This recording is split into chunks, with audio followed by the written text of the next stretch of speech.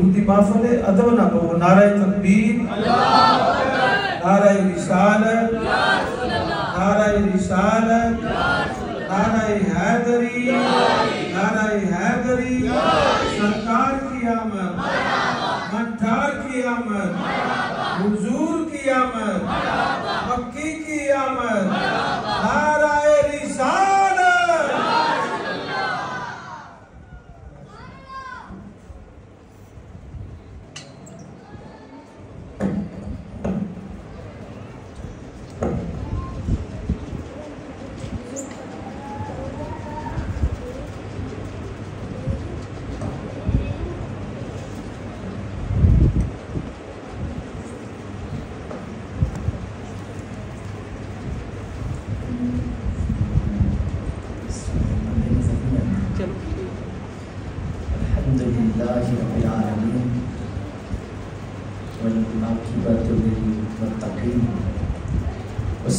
والسلام على أشرف الأنبياء والمرسلين أما بعد فأعوذ بالله من الشيطان الرجيم بسم الله الرحمن الرحيم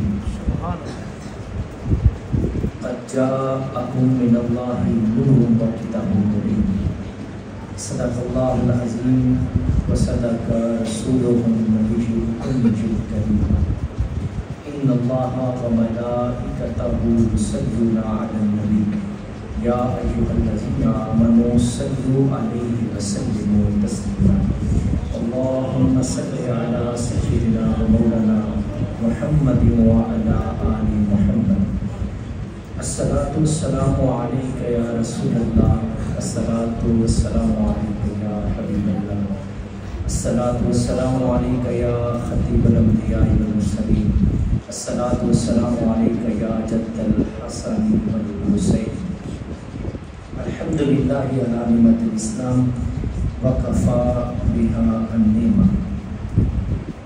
حضرات محترم، اللہ رب العزت کا بے پناہ مرتبہ شکر ہے جس نے ہمیں اپنے حبیب نبی کریم صلی اللہ علیہ وسلم کی امت میں پیدا فرمایا۔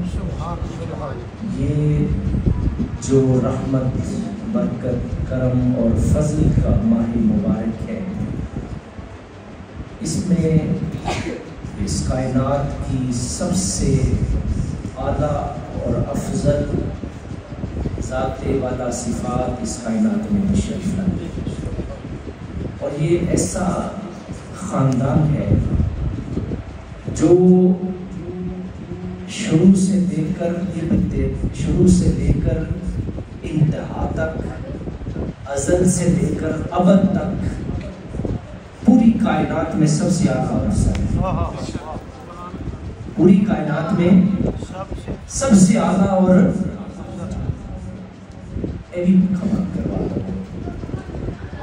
فیس کوڈ آپ صاحب پائیے، گرمی جڑی دوسرے لگی وہ بیچارے صابر ہو کے بیٹھے ہیں۔ ہاں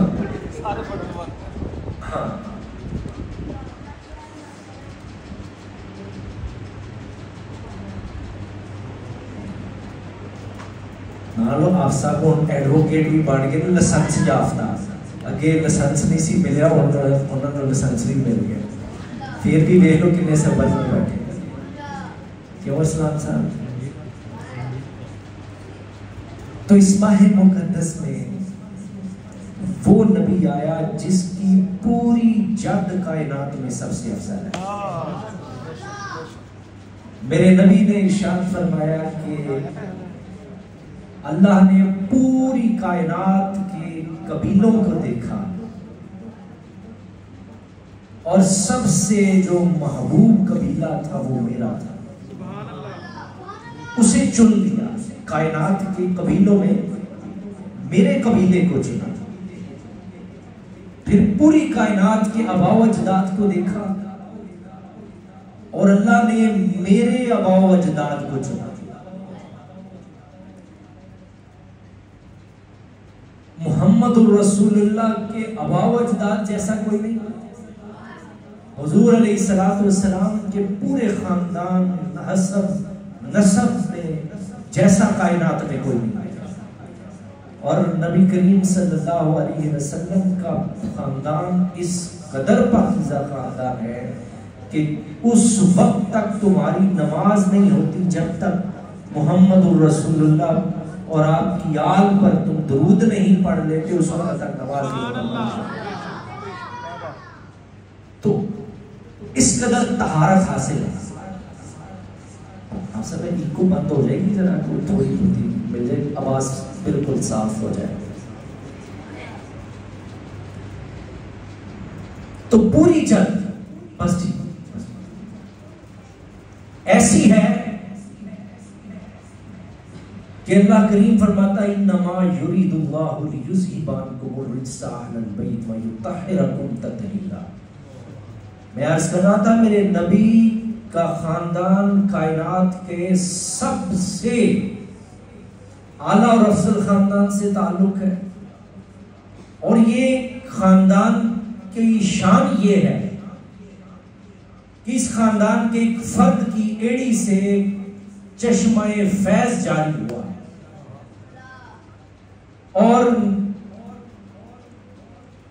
نبی کریم صلی اللہ علیہ وسلم ارشاد فرماتے ہیں کہ اس کی شان یہ ہے کہ منافق اس سے نفع نہیں پائے گا،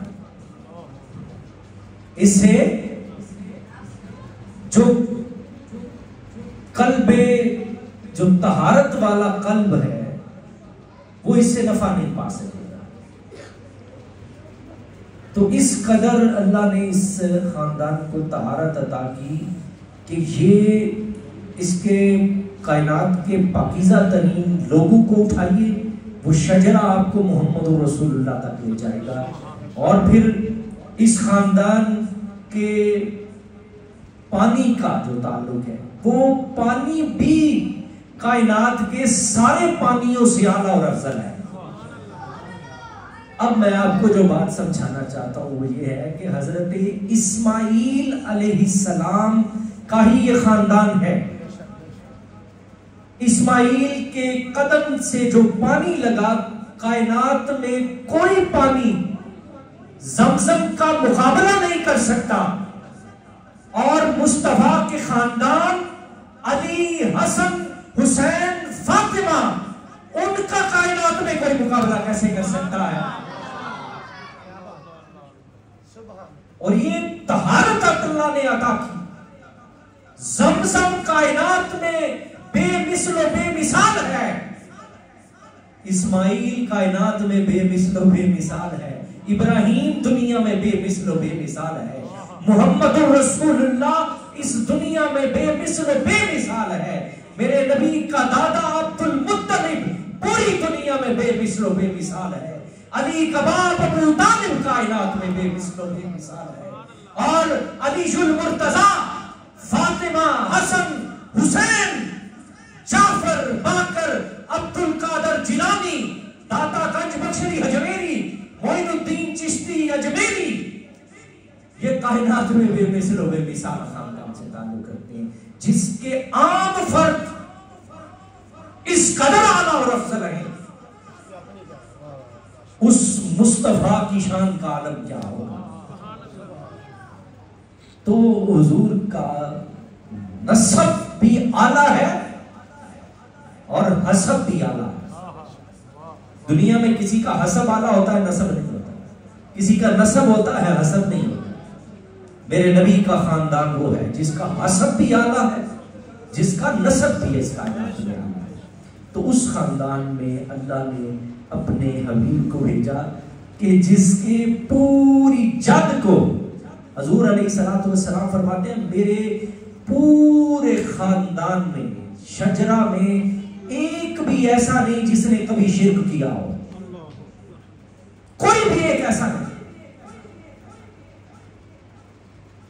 ایک بھی ایسا نہیں جس نے شرک کیا ہو، ایک بھی ایسا نہیں جو بے نکاح ہو۔ حضور نے فرمایا میری پوری جد پاک ہے، ایک بھی ایسا نہیں جس نے حرام کا ارتکاب کیا ہو۔ میں صحیح حدیث پیش کر رہا ہوں آپ کے سامنے، میرا یہ موضوع میں صرف اشارتاً آپ سے جو بات درس کر رہا ہوں کہ جس کی ابتدا بھی پاکیزہ ہے اور اس کی پوری جد بھی پاکیزہ ہے، نبیوں کا خاندان ہے، اور جناب اور ہاں جو یہ حدیث پاک حضور فرماتے ہیں میں پاک پشتوں سے پاک رحموں تک منتقل ہوتا ہوا آیا ہوں، اور لوگوں میں دعائے خلیل ہوں، میں دعائے خلیل ہوں۔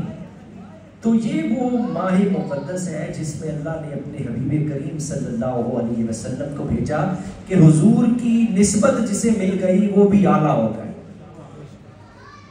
جس ماہ مقدس میں آئے وہ ماہ مقدس سب سے اعلیٰ ہے، جس دن آئے وہ دن کائنات میں سب سے اعلیٰ ہے، جس گھر میں آئے وہ گھر کائنات میں سب سے اعلیٰ ہے، جو کتاب اللہ نے اتاری وہ کائنات میں سب سے اعلیٰ ہے، جو خاندان اہل بیت عطا کیے وہ کائنات میں سب سے اعلیٰ ہے، اور جو غلام عطا کیے صحابہ وہ بھی کائنات میں سب سے اعلیٰ ہے، اور جو اللہ نے ازواج عطا کی وہ بھی کائنات میں سب سے اعلیٰ ہے، اور جو امت دی وہ بھی کائنات میں سب سے اعلیٰ ہے۔ یہ کہتے ہیں نا جو جیسے ہم ہیں نبی بھی ویسے ہے نا، تو بھی کائنات دنیا تو تیرا مقابل نہیں لا سکتی، تو مصطفیٰ کے خاندان کا مقابل کیسے لا سکتا ہے؟ کنتم خیر امہ، آپ دنیا کی کائنات کی سب سے افضل امت ہیں کہ نہیں ہے؟ مانتے ہو اس گل نوں کہ نہیں کہ تواڈے جہا بھی کوئی نہیں؟ مانتے ہو اس گل نوں؟ کنتم خیر امہ۔ میں قرآن کی آیت پیش کر رہا ہوں آپ کے لیے، میں قرآن کی آیت پیش کر رہا ہوں، آپ کوئی عام نہیں ہے، آپ خاص ہیں۔ اللہ کریم نے پوری کائنات میں مصطفیٰ کے غلاموں جیسا کوئی غلام نہیں ہے، تو جس کے غلاموں کی یہ شان ہے تو اس کے خاندان کی شان کو جان سکتا ہے؟ تو تقریر فروش، تو نعت فروش، ضمیر فروش، دین و ملت فروش، تجھے کیا خبر مصطفیٰ کی عظمت و شان کا عالم کیا ہے، میرے نبی کے خاندان کی عظمت کیا ہے، مصطفیٰ کے غلاموں کی عظمت کیا ہے، جس کی امت اجابت آپ ہیں، امت اجابت۔ اللہ نے کہا کہ حبیب ان جیسا بھی کوئی نہیں، تو اسی نبی کو کہے کہ نبی ہمارے جیسا ہے، اور بے وقوف مصطفیٰ کی نسبت نے تجھے کائنات میں سب سے اعلیٰ کر دیا۔ ابو سفیان کی بیٹی ہے حضرت ام حبیبہ، گھر میں ایک دن ابو سفیان آئے، اس وقت اسلام قبول نہیں کیا، حضور سے دشمن، جیسے ہی بستر پر بیٹھنے لگے تو ام حبیبہ نے بستر کو لپیٹ دیا، بستر کو لپیٹ دیا۔ تو ابو سفیان کہنے لگے مجھے بتاؤ یہ بستر میرے قابل نہیں یا میں اس بستر کے قابل نہیں؟ تو آپ فرمانے لگی کہ تو باپ تو ہے، میں تیرا خون تو ہوں، لیکن اللہ کی عزت کی قسم ہے مصطفیٰ کا بستر سب سے اعلیٰ ہے، نبی جس پہ سو جائے وہ بستر بھی اتنا اعلیٰ ہے کہ ام حبیبہ اس بستر پر اپنے باپ کو بھی بیٹھنے دے رہی۔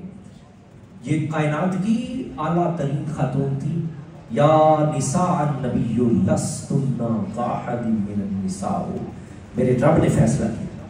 میں نے کوئی ابھی ایک حدیث نہیں پیش کر رہا، میں قرآن کی آیات پیش کر رہا ہوں، نصوص پیش کر رہا ہوں آپ کے سامنے۔ آپ کے اعلیٰ اور افضل ہونے کی دلیل بھی میں نے قرآن سے دی ہے، ازواج کی اعلیٰ اور افضل ہونے کی دلیل بھی میں نے قرآن سے دی ہے، اہل بیت کے اعلیٰ اور افضل ہونے کی دلیل بھی میں نے قرآن سے دی ہے، اور اپنے حبیب کے غلاموں کی سند بھی اللہ نے قرآن میں دی، اولئک هم المتقون، میرے حبیب تیرے سارے دوستی جو ہیں وہ تقوی کے لیے آئے ہیں۔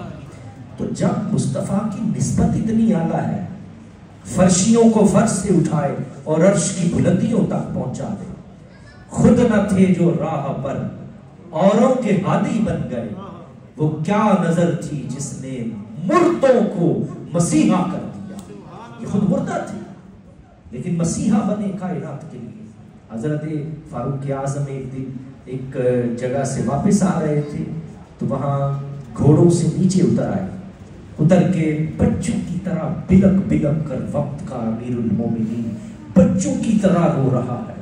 ہچکی بند گئی، اس قدر روئے آپ. لوگ آگئے جو مساحل تھے آپ کے پاس، کہا فاروق یہ چٹیل میدان ہے جہاں اونٹ چرتے ہیں، اس کی تاریخی حیثیت ہمیں نہیں سمجھ آئی کہ آپ سواری سے نیچے اتر آئے اور آ کر بچوں کی طرح بلک بلک کر رونا شروع ہو گئے. فاروق اعظم کہنے لگے یہ وہ میدان ہے جہاں میں اپنے باپ کے 8 اونٹ چرانے کے لیے آتا تھا. اونٹ چرانے آتا تھا.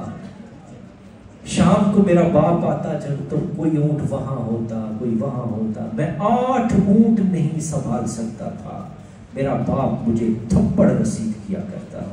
عرب کے معاشرے میں عمر زندہ کیسے رہے گا، کیسے اس زمانے کی سختیوں کا مقابلہ کرے گا. تو عمر کہتے ہیں میں یہاں سے گزر رہا ہوں، اپنی زندگی کو دیکھتا ہوں، میں تھا کیا، مجھے کیا بنا دیا. میں کیا تھا جو 8 اونٹ نہیں چرا سکتا تھا، آج 25 لاکھ مربع میل کا حاکم بنا بیٹھا ہوں.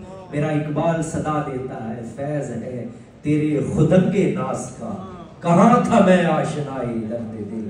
اقبال کہتے ہیں کہ یہ فیض مصطفیٰ کا ہے کہ اگر ہم کچھ ہیں، ہماری کوئی حیثیت ہے، دنیا اگر ہمیں جانتی ہے، یہ اس کے پیچھے ایک کی ذات ہے، وہ محمد الرسول اللہ صلی اللہ علیہ وسلم کی ذات ہے. تو میں عرض کر رہا تھا کہ اللہ نے اپنے حبیب کو کائنات میں بے مثل و بے مثال بنایا ہے، اور جو جن کی نسبت مصطفیٰ سے ہے وہ بھی بے مثل و بے مثال ہے. اپنے اپنے مقام پر اس کا کوئی ثانی نہیں. جب اس کی امت کا کوئی امت مقابلہ نہیں کر سکتی، اس نبی کا، اس کے خاندان کا، اس کے حسن کا، اس کے نسب کا، اس کے خون کا کائنات میں کون مقابلہ کر سکتا ہے؟ کوئی بھی مد مقابل نہیں ہے اس کا. تو ہم اس نبی کے امتی بنائے گئے ہیں جس کے جوتیوں کے تسمے باندھنے کی حضرت عیسیٰ علیہ السلام جیسا جلیل القدر نبی اللہ سے عرض کرتا ہے مولا مجھے اس کی امت میں پیدا کر، منصب نہیں چاہیے، بس اس کی جوتیوں کے تسمے باندھتا رہوں، میری زندگی کا یہی حاصل ہے. اللہ نے تو آپ کو اس نبی کی امت میں پیدا کیا ہے جس نبی کی امت تمہیں کائنات میں ممتاز کرتی ہے.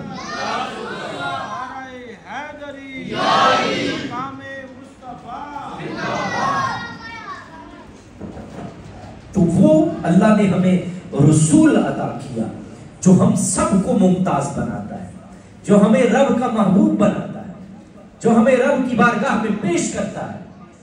تو یہ میں نے ابتدا عرض کیا کہ حضور علیہ السلام اس خاندان میں پیدا ہوئے، چونکہ یہ خاندان پوری کائنات میں اپنی وجاہت رکھتا تھا.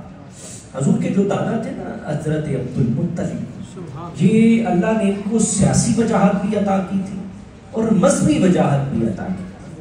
سردار تھے مکے کے، اور آپ کے بارے میں مشہور تھا کہ بادشاہ جب کسی شخص سے گفتگو کرنا چاہتے تھے عرب میں تو وہ حضرت عبد المطلب سے کیا کرتے تھے. جو سفارتی آداب ہوتے ہیں نا یہ سکھائے جاتے ہیں، بادشاہوں سے گفتگو کا انداز سکھایا جاتا ہے. تو ہاں دے بادشاہ دیکھیں کہ تو آڈا دے واسطہ پہ ہے 40 سالہ تو ہی بھی رہنے کھچاں دے چوڑاں دے نال. تو جدو تانوں میں ان کی دساں کہ بادشاہ کون ہوتے ان تانوں کی پتا لگا تہاڈا واسطہ ہی کسی بادشاہ نال نہیں پیا، تہاڈا دے واسطہ ہی پیا، میں کچھ نہیں کرتا. بادشاہ تو آپ نے دیکھے نہیں، ان کی ایک وجاہت ہوتی ہے.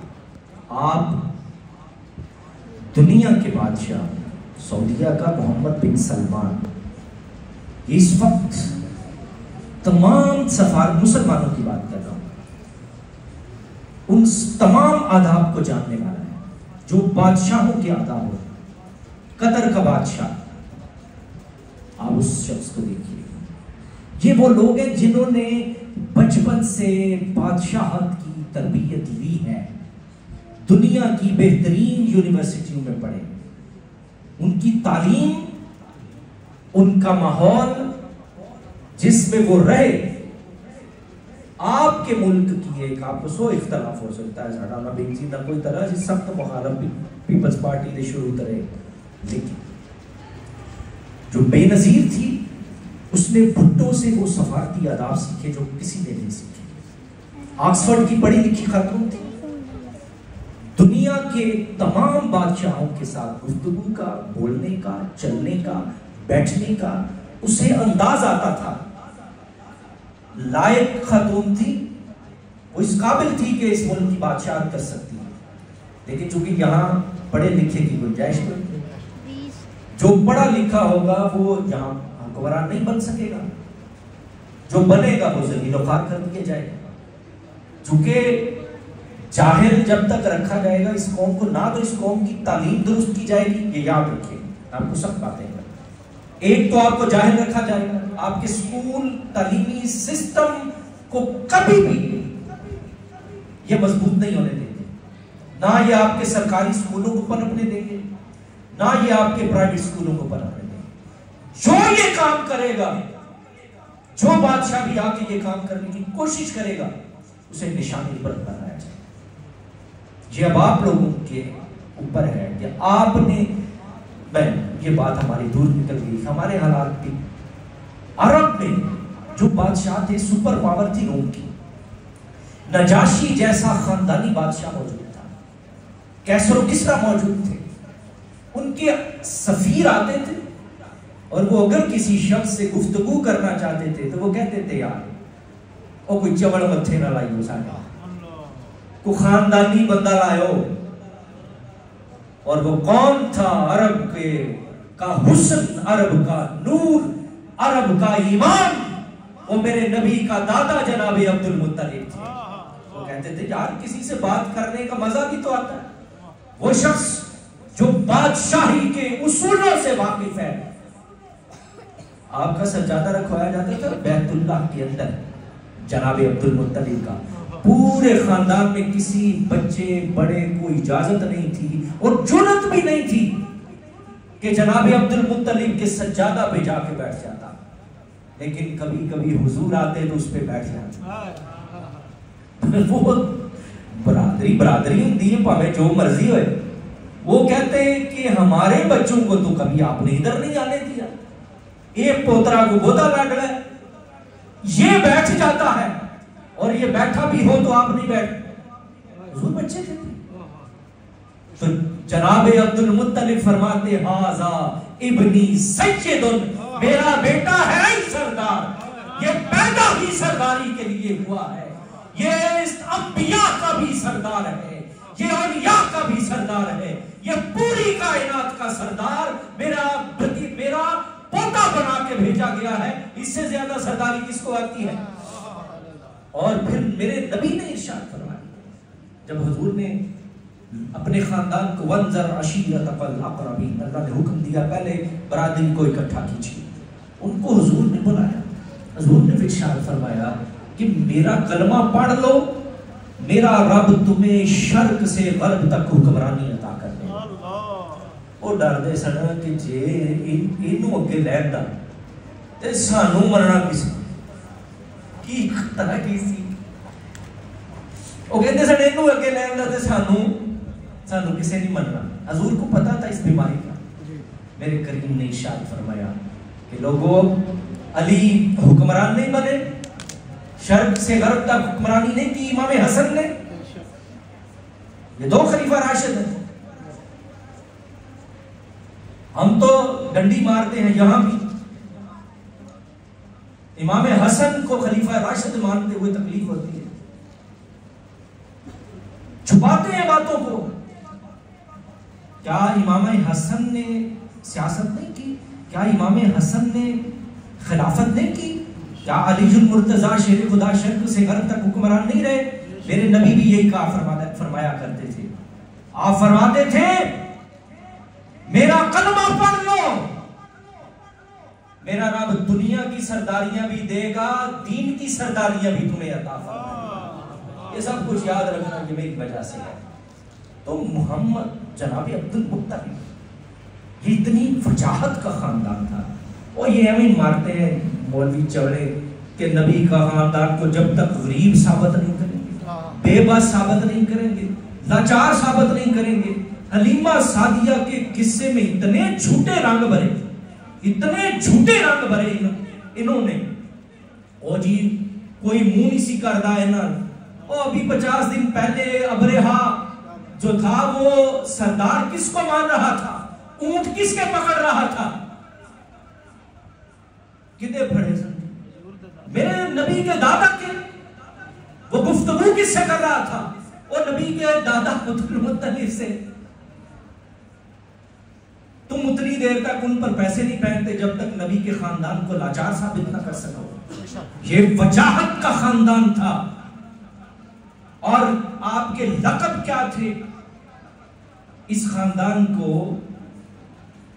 الرفایہ والرفادہ، السقایہ والرفادہ، یہ دو لقب تھے اس خاندان میں۔ ایک تو یہ اللہ کے گھر کے مہمانوں کو پانی پلاتا تھا، یہ ذمہ داری تھی اس خاندان کی۔ ایک دفعہ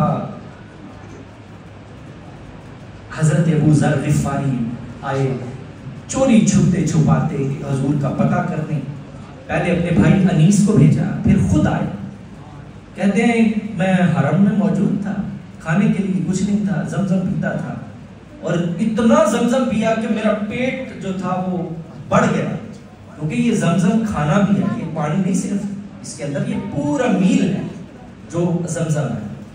کہتے ہیں روٹی چھوٹی نہیں کچھ پوچھتا کوئی، کہتے ہیں ایک دن ابو بکر صدیق آئے، میں نے ان سے باتیں شاتیں کی، چلے گئے۔ دوسرے دن حضرت عمر آئے، میں ان سے بھی گفتگو کرتا رہا، اس کا حدود و قیود و سکور سے اس کا محمد عربی سے ہے عالم کنجرو، یہ عرب کی عزت ہمیشہ سے مصطفیٰ کی وجہ سے ہے۔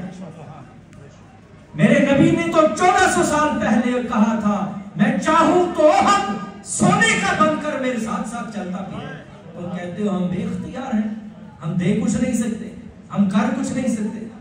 اللہ نے وجاہت دی اس خاندان کو، اور عزت اور وقار عطا کی، اور یہ خاندان علمی خاندان بھی تھا۔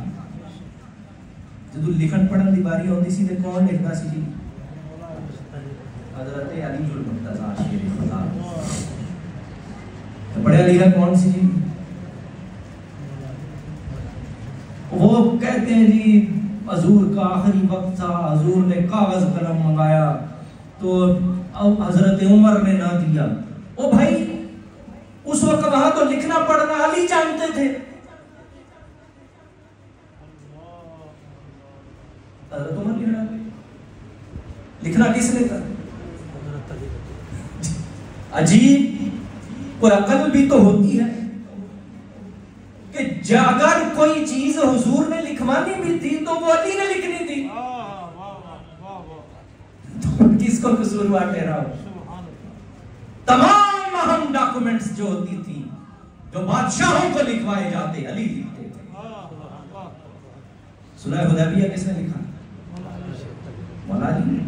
حضور علیہ السلام حضرت علی نے معاہدہ لکھا، نیچے محمد رسول اللہ لکھ دیا۔ کی لکھیا دلے؟ محمد رسول اللہ۔ تو حضور نے ارشاد فرمایا، انہوں نے کہا جی جے اسی تو ہم رسول مان لے تو پھر جڑا ہے کی لکھے؟ حضور نے فرمایا علی اسے مٹا دو، اسے قلم پہ۔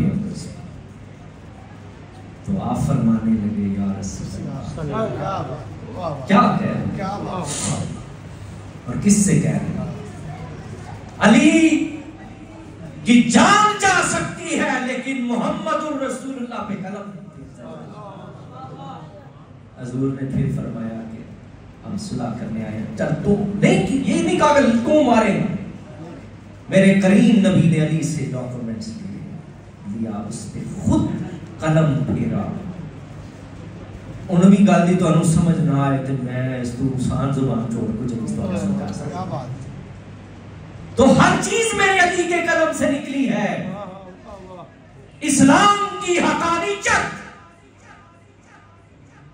اسلام کا ہر اہم ترین معاہدہ کا دور کیوں نہ ہو، ہر ایک میں علی شامل ہے۔ تو حضرت عمر نہیں کہتے تھے کہ اگر علی نہ ہوتے تو عمر ہلاک ہوتا، کیوں کہا؟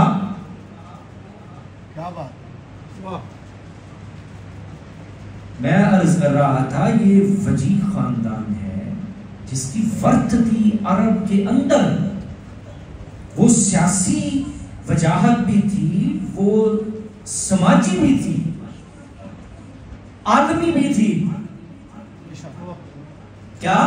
یہ ساری تین چیزیں۔ میرا نبی جو انٹرنیشنل ریلیشن آفیسر ایڈوکیٹ صاحب ہیں، آپ ساتھ میں ایڈوکیٹ صاحب، تو جو عالمی جو انٹرنیشنل ریلیشن تھا، یہ بھی محمد رسول اللہ صلی اللہ علیہ وسلم نے سکھایا۔ یہ پاکستان میں نا ایک دفعہ وہ اس پنڈی کا ایک لڑکا ہے، وہ چھوٹے سا، تو اس کو بھی ذرا شہرت کا شوق چڑھا، تو اس نے جلوس نکالا، کہتا ہے جی ہالینڈ دی ایمبیسی میں تالا لا کے ہونا ہے، جانتے ہیں آپ یہ 3-4 سال۔ تو عیسائیوں نے اس وقت کہا کاش تم اپنے نبی کی سیرت کو ہی پڑھ لیتے، کاش تمہیں کیا خبر انٹرنیشنل ریلیشنز کس چیز کا نام ہے، یہ بادشاہوں سے معاہدے کیا ہیں، پڑھو اسلام تو پڑھو، اسلام جو مصطفیٰ لائے تھے وہ اور ہے، یہ جو تمہیں سکھاتے ہیں وہ اور ہے۔ تو وہ عیسائی چونکہ حضور کی سیرت پہ جتنا کام عیسائی کرتے ہیں مسلمان نہیں کرتے۔ ہالینڈ کی لائڈن یونیورسٹی دنیا کی بہترین 3500 کتاب لکھتی ہے، کس کی ذات پہ؟ محمد رسول اللہ۔ تو ادھر لڑ مر چلے نے شلوار کتنے ہونے چاہیے، تھے کہ ہوتے ایک شلوار تو نہیں اٹھتے گئے۔ دنیا نے مصطفیٰ کے نالین پر کتابیں لکھی، دنیا نے مصطفیٰ کے آنسوؤں پر کتابیں لکھی، دنیا نے مصطفیٰ کی مسکراہٹ پہ کتابیں لکھی، جس کے جوتوں پر 350 کتاب لکھی گئی۔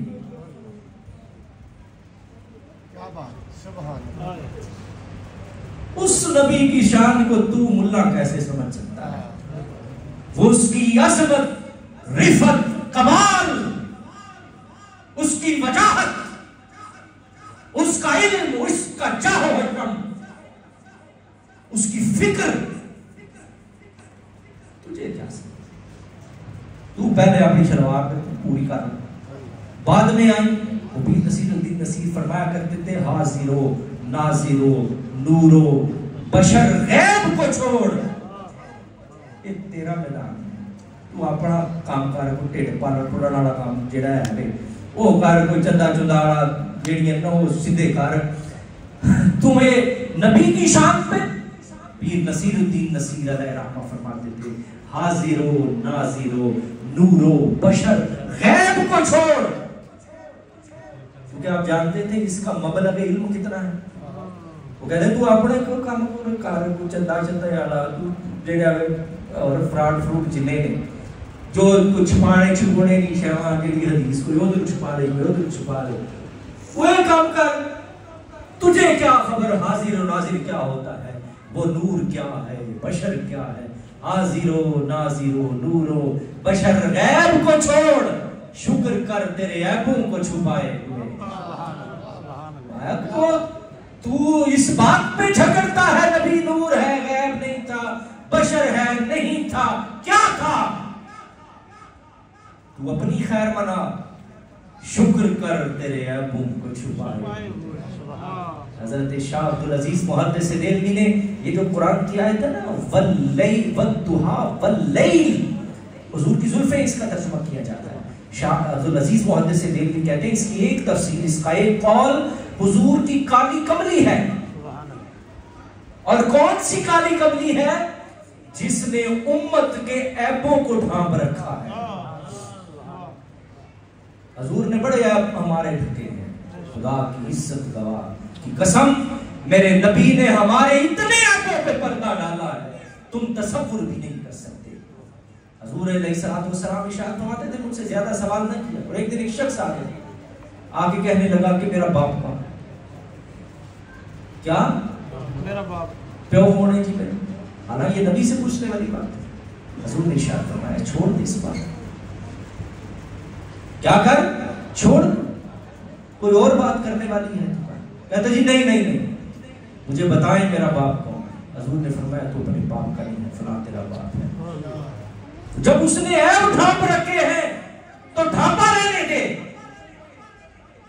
کیوں اپنے عیب دنیا پہ آشکار کرتے ہو؟ شکر کر تیرے عیبوں کو چھپائے ہوئے. مصطفیٰ کی ذات قابل بحث نہیں، قابل مناظرہ نہیں. میرے نبی کی ذات تو قابل محبت ہے، قابل عشق ہے.